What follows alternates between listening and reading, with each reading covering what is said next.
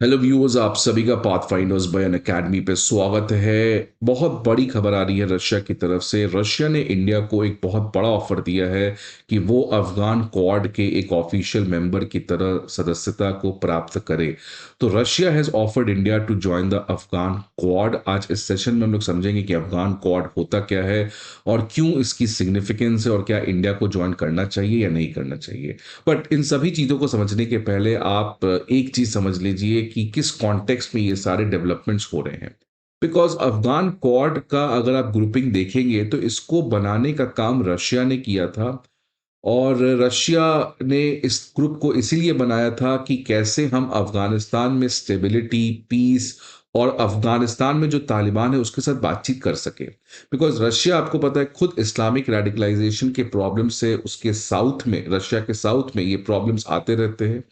और तालिबान के कंट्रोल में अफगानिस्तान से टेररिज्म, रेडिकलाइजेशन इस पूरे एरिया में ना बढ़े, इसकी वजह से रशिया ने इस तरीके के अफगान क्वाड करके ग्रुपिंग को बनाने का इनिशिएटिव उठाया था। अब इसमें पाकिस्तान को इंक्लूड करना बहुत ज़रूरी था रशिया के लिए, बिकॉज पाकिस्तान जो है वो एक ऐसा कंट्री है जिसका सबसे अच्छा रिलेशन माना जाता था अफगान के तालिबान के साथ होगा। लेकिन जिस तरीके से रीसेंट टाइम्स में आपने देखा कि कैसे दोनों के बीच में रिलेशंस सिग्निफिकेंटली डिप हुए हैं और अब वो हेड ऑन हेड कॉन्फ्रंटेशन की तरफ बढ़ते हुए नजर आ रहे हैं। इसलिए रशिया का अब पाकिस्तान के ऊपर जो बेट था, रशिया के ऊपर जो ट्रस्ट था, वो अब खत्म होते हुए नजर आ रहा है। बिकॉज पाकिस्तान आज किसी भी तरीके से अफगानिस्तान में लेवरेज या इन्फ्लुएंस नहीं रखता है।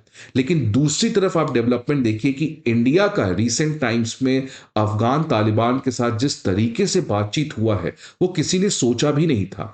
इंडिया जो अभी तक तालिबान से बातचीत करता ही नहीं था, लेकिन अचानक जब बात करना स्टार्ट हुआ है तो वो स्टार्ट हुआ जॉइंट सेक्रेटरी से, तुरंत भागा फॉरेन सेक्रेटरी में, अब foreign ministers to foreign ministers भी बात कर सकते हैं।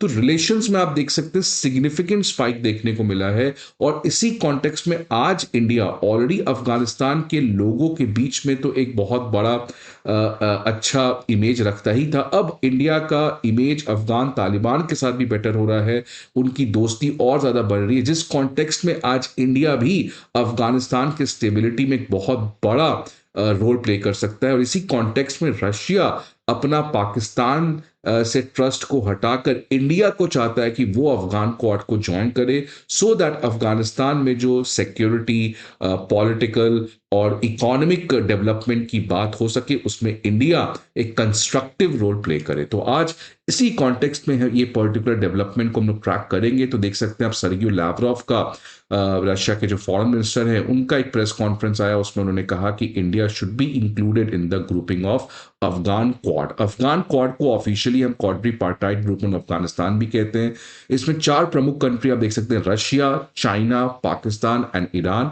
और इस ग्रुप को बनाया गया था सो दैट अफगानिस्तान और तालिबान के साथ जितने भी तमाम मुद्दे हैं, बीच सिक्योरिटी, इकोनॉमिक और पॉलिटिकल, इन सभी के बेसिस पे दोनों के बीच में, इन कंट्रीज के बीच में बातचीत को हो सके। अब ये जो प्रयास है रशिया का कि इंडिया अफगान क्वाड ज्वाइन करे, ये रशिया ने पहले भी इंडिया को बहुत बड़ा सपोर्ट किया है। जब इंडिया का तालिबान के साथ बिल्कुल भी बातचीत नहीं हो रहा था, तो पहली बार बातचीत अगर इंडिया का तालिबान के साथ ऑफिशियली कहीं पे स्टार्ट हुआ है तो वो है मॉस्को फॉर्मेट टॉक्स। जब तालिबान अफगानिस्तान में आ चुका था तो इंडिया के लिए एक बहुत बड़ा डिलेमा था, बिकॉज इंडिया का तालिबान के साथ जीरो बातचीत होता था। लेकिन फिर उसी कॉन्टेक्स्ट में रशिया ने इस मॉस्को फॉर्मेट टॉक को बनाया, उसके अंदर बहुत सारे कंट्रीज को इन्वाइट दिया कि आप जाके तालिबान के साथ मिलके बातचीत कर सकते हैं। तो इंडिया को भी रशिया ने बुलाया था। लेकिन दूसरी तरफ अमेरिका, जो अफगानिस्तान की स्टेबिलिटी के लिए टॉक कर रहा था, उसमें इंडिया को शामिल नहीं किया था। तो रशिया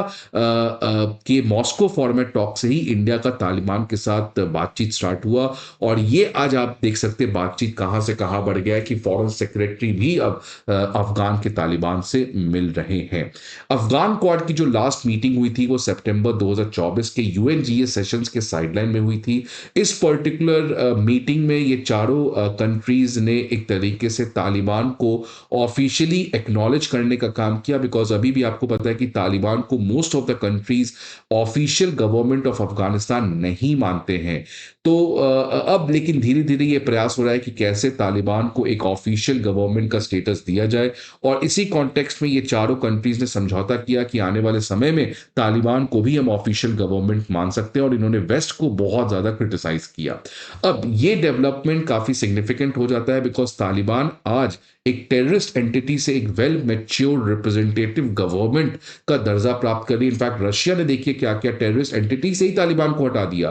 काज़ाख्स्तान जैसे कंट्री ने ऑलरेडी हटा दिया। इंडिया अब तालिबान को जो टेररिस्ट मानता था, अब इंडिया भी उससे ऑफिशियली बातचीत कर रहा है। तो आज तालिबान का जो इमेज है वो कंप्लीटली अलग है as compared to what it was. Sergei Lavrov ने कहा है कि अगर इंडिया जॉइन करता है तो इट्स अ राइट स्टेप। इसके मेजरली 4 रीज़न हैं। पहले, अफ़गानिस्तान के चैलेंजेस को एड्रेस करने के लिए इंडिया एक बहुत बड़ा रोल प्ले कर सकता है बिकॉज़ इंडिया का आपको पता है ह्यूमैनिटेरियन असिस्टेंस इस समय सबसे ज़्यादा है अफ़गानिस्तान में।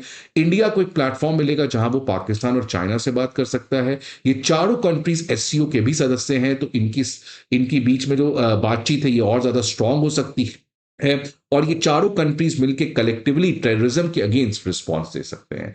अब बात करेंगे क्या इंडिया को ज्वाइन करना चाहिए इस पर्टिकुलर प्लेटफॉर्म को या नहीं। इसके बारे में बात करने के पहले स्टूडेंट्स, आप सभी के लिए एक इंपॉर्टेंट इन्फॉर्मेशन कि अनअकैडमी आईएएस आप सभी के लिए एक बहुत बड़ा इनिशिएटिव लेके आया है जहां पे आपको previous year questions, monthly current affairs magazines और प्रीलिम्स मॉक टेस्ट, ये तीनों आपको फ्री ऑफ कॉस्ट मिलेंगे। ये तीनों आपके एग्जाम के लिए बहुत ज़्यादा ज़रूरी होते हैं, लेकिन सबसे बड़ा प्रॉब्लम है इसका अपडेटेड मटेरियल, कंसाइज मटेरियल प्राप्त करना।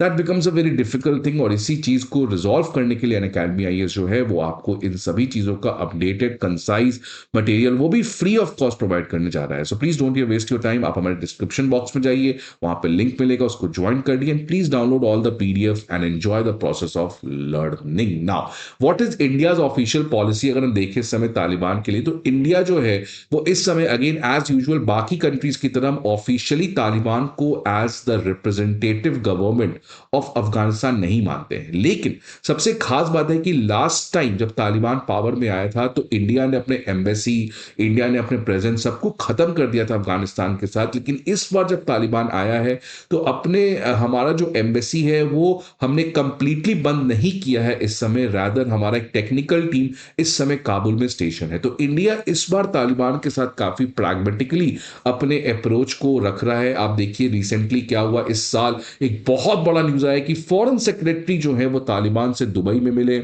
आप देख सकते हैं कि उसी कॉन्टेक्स्ट में तालिबान ने रेसिप्रोकेट किया कि अफगानिस्तान से इंडिया को कोई खतरा नहीं है और इसी समय समझिए 15,000 तालिबान फाइटर्स अफगानिस्तान के पाकिस्तान से एक हेड ऑन हेड कॉन्फ्रंटेशन में इन्वॉल्व थे।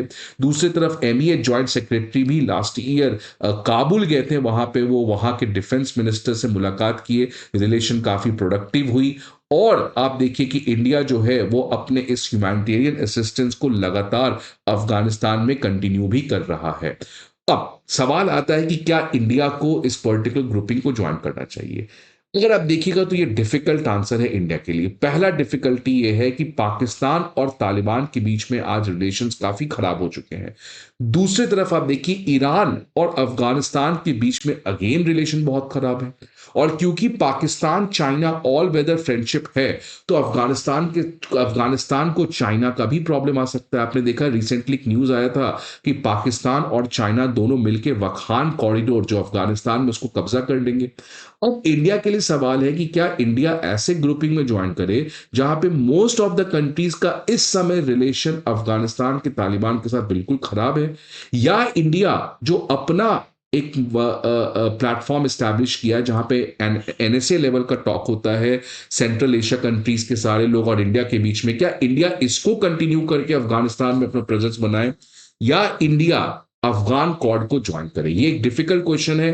The diplomat sitting at the minister of external affairs will be better to answer this. Let us see क्या होता है। बट इंडिया को इतना बड़ा ऑफर देना रशिया के द्वारा ये बताता है कि रशिया हमेशा से इंडिया को इस पर्टिकुलर एरिया में एक बड़ा रोल बनाना चाहता है and that is why Russia has always supported India and that is why Russia has been one of the most trusted partner and will be one of the most trusted partner. आपके क्या views हैं, क्या India को join करना चाहिए या नहीं करना चाहिए? क्या इंडिया को अपने खुद का जो ये हमने फॉर्मेट बनाया क्या इसको इंडिया को और प्रमोट करना चाहिए? Please let us know in the comment box. I hope आपको ये वीडियो अच्छा लगे।